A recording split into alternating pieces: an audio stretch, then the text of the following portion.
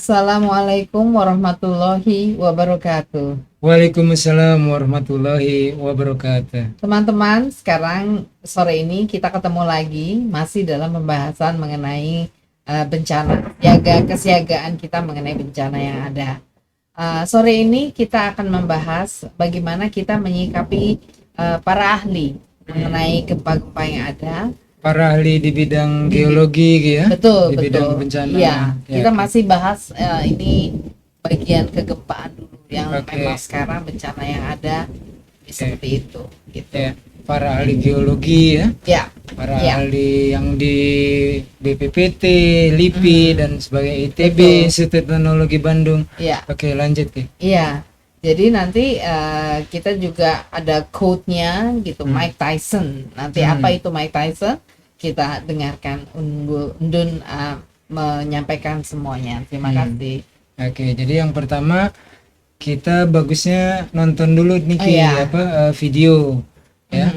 Itu tentang Lombok. Ingat nggak waktu dulu kita misi kemanusiaan tuh bawa donasi dari teman-teman, ada Ibu Dias, terus kemudian Empok, teman Iya. SMP, dan Banyak. semua deh banyak ya. Semua teman-teman kita baik teman SD, SMP, temannya Kiki juga ya kan. Iya.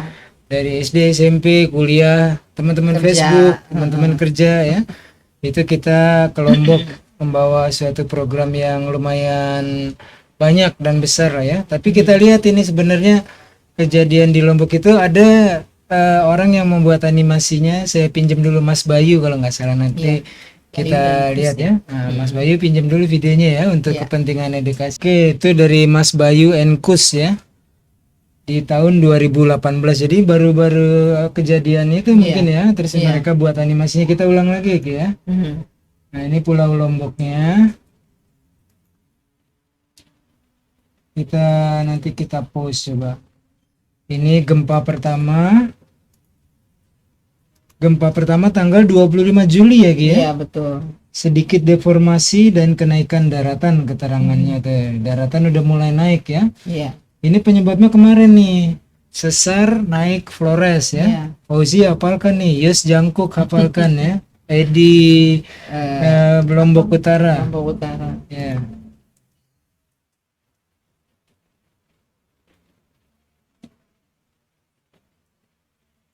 Oke, ini hantaman kedua 5 Agustus ya. Iya. Kenaikan daratan di sekitar Kayangan. Jadi 25 Juli, kemudian 5 Agustus ya. Iya, yang besar itu yang ada roboh rumahnya.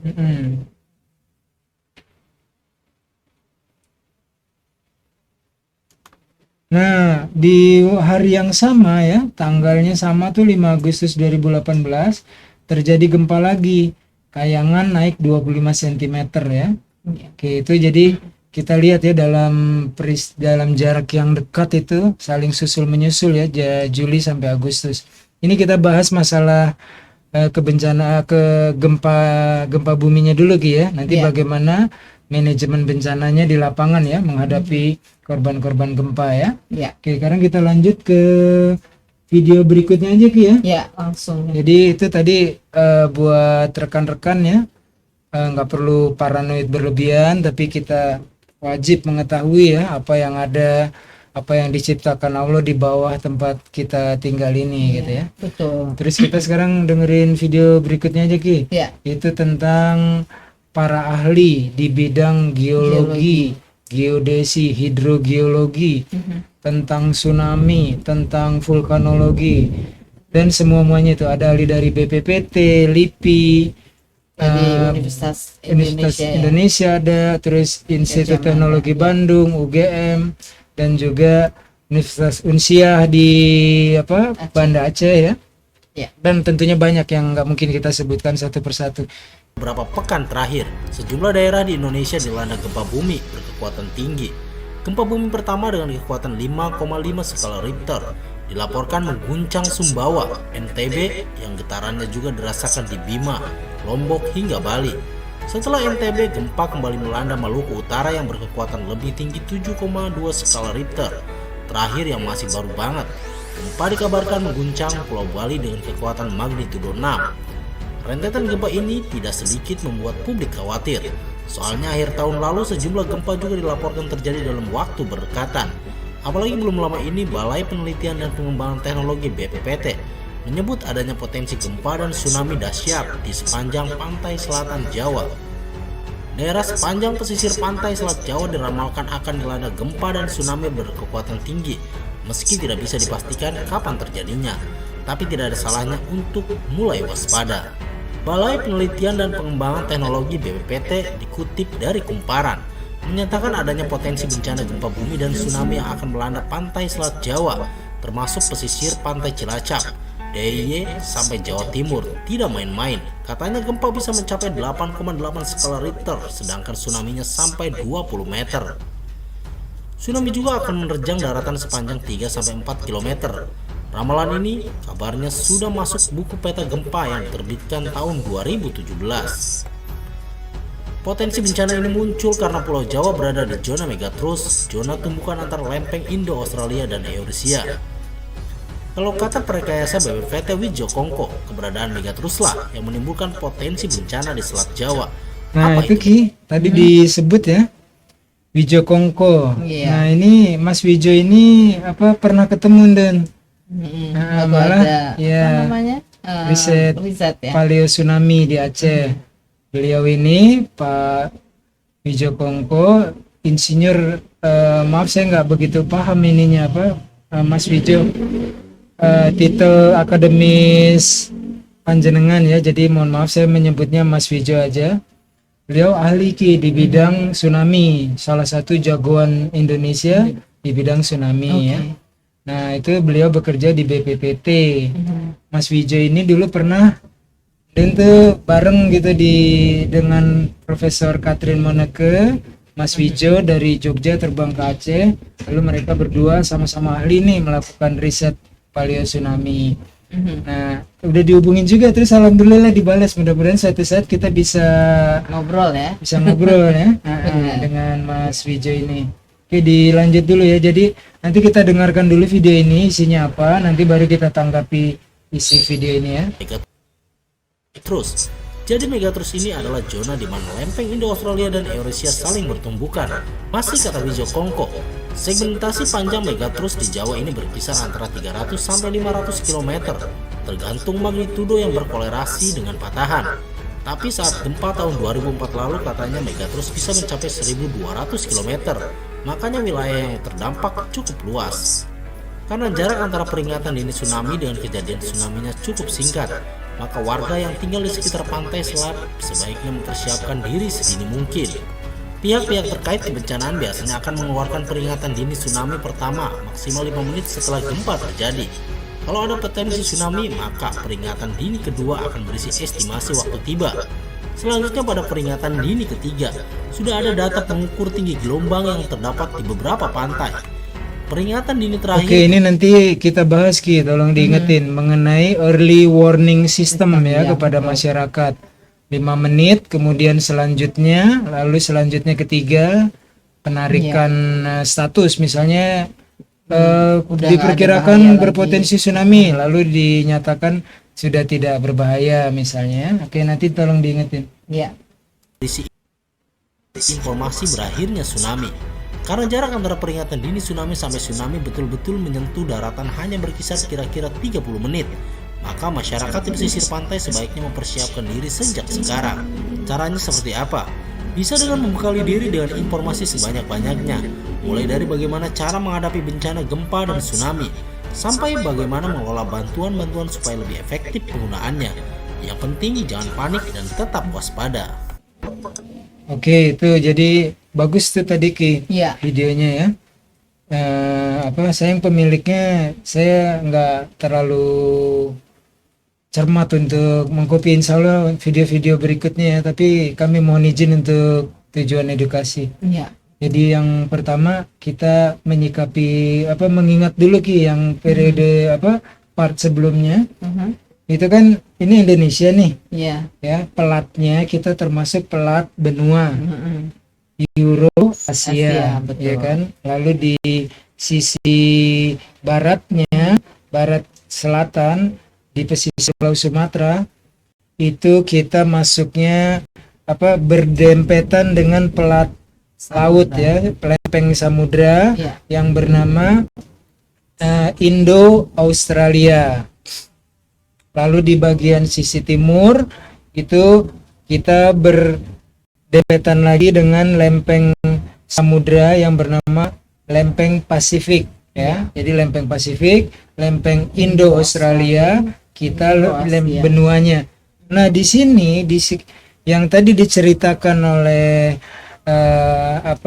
dari video tersebut, mengutip dari Kumparan, mengutip lagi dari ahli tentang tsunami Bapak Wijo Kongko ya, itu yang dia ceritakan di pesisir selatan Pulau Jawa. Nah, artinya kan di sini lempeng benua, di sini lempeng samudra ya.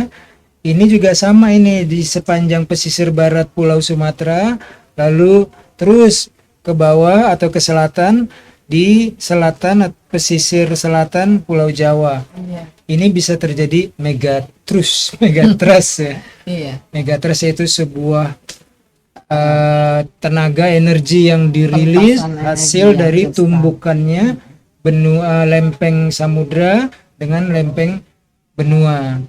Nah, ini yang perlu kita garis bawahi Ki. Tadi kan disebut tuh kita menyikapi para ahli ya. Iya. Ada para ahli Katrin Moneke, terus Pak Wijo Kongko. Pak Wijo tadi, Kongko ya. dan Dan banyak ahli ahli-ahli yang lain. ITB, UGM, Unsia ya.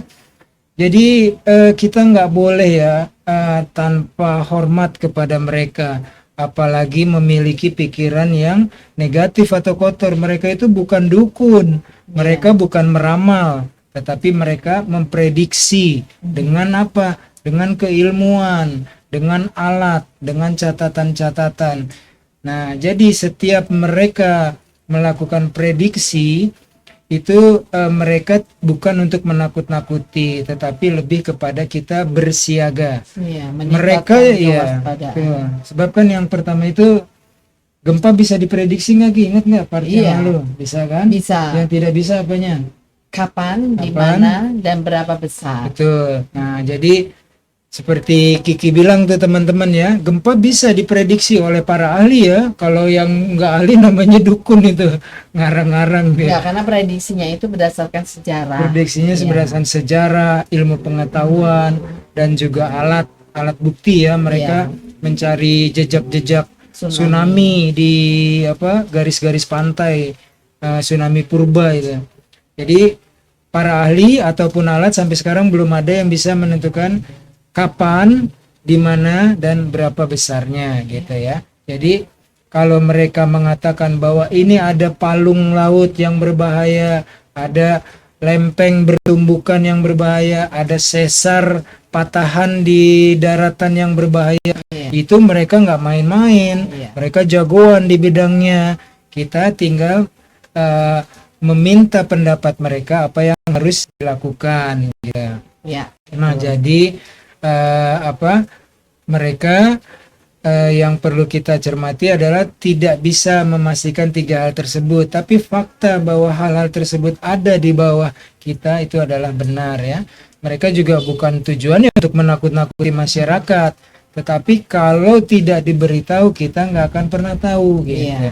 Jadi kita menyikapi Menjadikan mereka kita lebih waspada, dan bijaksana dan ya bijaksana. kepada para ahli. Apalagi tanpa mereka orang-orang seperti kita nih Ki, nggak bisa apa-apa, nggak punya ilmunya, nggak punya datanya, nggak punya petanya. Jadi kami sangat menghormati mereka ya. Justru dengan bekerja samalah kita akan menjadi kuat Betul sekali. tanpa ada urusan politik ataupun bisnis ya. Murni untuk kemanusiaan. Kita harus semua pihak bekerja sama. Ya. Jadi mengenai Mike Tyson Ki, Mhm. itu sebuah analogi. Oke. Sewaktu Mike Tyson berjaya, Mhm. kan orang pasti bilang ini pasti Mike Tyson yang menang. Iya, ya kan? KO gitu. Sama juga para Mengkaokan. ahli bilang Mhm. ini pasti nanti ada gempa, ya kan? Karena ada dua peristiwa nih, yang satu lempeng benua, yang satu lempeng samudra. Iya. Pasti ada gempa nih, sama kayak Mike Tyson bertinju dengan lawannya, pasti ada yang KO. Benar. Yang menang pasti Iya. Mike Tyson karena kuat kan. Nah, kemudian kalau kita bisa memprediksi yang menang itu Mike Tyson, tapi tidak bisa memprediksi di ronde keberapa Iya, Mike Tyson akan meng-KO lawannya, Iya, betul. apalagi di menit atau detik. Iya. Nah, lalu setelah itu dengan apa? Hook kanan, hook kiri, Iya. dengan jab ataupun dengan digigit ternyata waktu sama Holyfield kan kupingnya digigit tuh. Nah, jadi Segala seperti cara. itulah kita bisa memprediksi Mike Tyson pada masa jayanya akan menang dengan menang KO, meng-KO-kan lawannya, tapi nggak ada orang bisa memprediksi di ronde keberapa, menit keberapa, detik keberapa. Jadi Kurang sama lebih seperti itu. kita juga Prediksi bahwa ada siklus gempa terjadi dalam 100 tahunan, 50 tahunan, tetapi tidak pasti angka itu. Nggak pernah bisa dipastikan kapan, di mana, dan berapa besarnya. Betul sekali. Udah, kayaknya segitu Ki. Tipsnya apa nih? Minta tips Tipsnya, apa kalau ya tetap Hmm. diulang lagi aja. Tetap? Tempat aman ketika Oke, tempat aman ya. Jadi kemarin udah kita bahas, teman-teman lihat video sebelumnya, tempat aman itu adalah keluar dari dalam gedung. Kalau memang memungkinkan, dari dalam rumah, dari dalam mall, dari dalam gedung bertingkat, dari dalam hotel. Kalau memang memungkinkan keluar, ikuti panduan petugas warden atau orang yang bertanggung jawab soal keselamatan ya. Kemudian juga security. Jadi intinya jauhi dari reruntuhan gedung, struktur, pohon, tiang dan sebagainya. Lalu nanti kalau di Aceh ada namanya escape building. Itu dibangun antara jarak 500 meter dari garis pantai sampai dengan 1000 meter atau 1 kilometer dari garis pantai. Sehingga bila terjadi sesuatu, orang bisa naik ke atas ke escape building tersebut.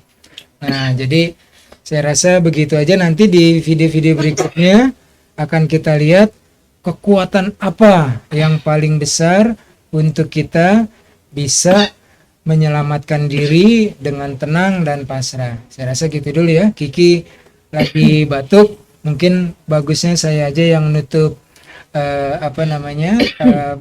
pertemuan kita kali ini di part yang keempat. Sampai berjumpa di pertemuan berikutnya, part kelima. Lalu kita masuk ke dalam mitigasi, manajemen mitigasi bencananya, termasuk membangun field hospital atau rumah sakit hospital. Teman-teman, terima kasih atas perhatiannya. Semoga bermanfaat. Stay safe ya. Wassalamualaikum warahmatullahi wabarakatuh.